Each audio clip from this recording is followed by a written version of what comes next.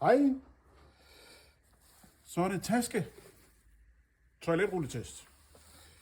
Fordi er du ude og gå en tur og har et eller andet med maven eller næsen løb eller noget, så er det simpelthen bare godt at have sit eget arsenal af toiletruller. Vi har den her klassiske taske. Den er ret ny. Det er sådan en smiley-model.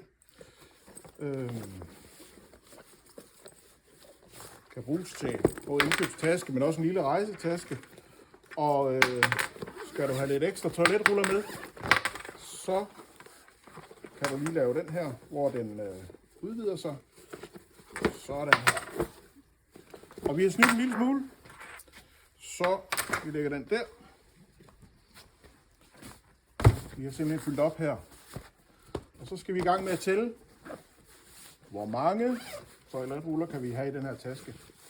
1, 2, 3, 4, 5, 6, 7, 8, 9, 10, 11, 12, 13, 14, 15. Sådan.